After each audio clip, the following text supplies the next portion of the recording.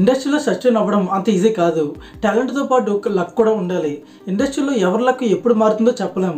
Career బిగినింగ్లో celebrities కూడా చాలా ప్రాబ్లమ్స్ ఫేస్ చేస్తారు. ప్రతి యాక్టర్ కూడా ఇండస్ట్రీలో తనకంటూ ఒక గుర్తింపు తెచ్చుకోవడానికి ఎప్పుడూ ట్రై చేస్తూనే ఉంటారు. అయితే ఒక ఫేమస్ యాక్టర్ విషయంలో కూడా అలాంటిదే జరిగింది. 20 ఏళ్ల వయసులో యాక్టర్ అరవింద్ ఇండస్ట్రీలోకి అడుగుపెట్టారు. అరవింద్ మణిరత్నం డైరెక్షన్లో వచ్చిన తలపతి సినిమాతో పరిచయం అయ్యాడు. అండ్ ఆ సినిమా సూపర్ హిట్గా నిలిచింది. ఆ తర్వాత అరవింద్ రోజా, బొంబాయి సినిమాలో హీరోగా యాక్ట్ చేశాడు. ఇక అరవింద్ స్వామి యాక్టింగ్ చూసి రజనీకాంత్, కమల్ హాసన్ వంటి వాళ్ళతో కంపేర్ చేసేవాళ్ళు.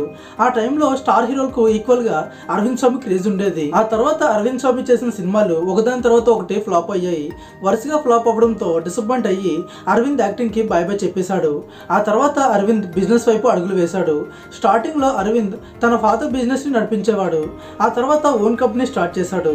ఇక యాక్టింగ్కి గుడ్ బై చెప్పిన అరవింద్ తన ఫాదర్కి చెందిన వీడి స్వామి కంపెనీని కండక్ట్ చేయడం మొదలుపెట్టాడు.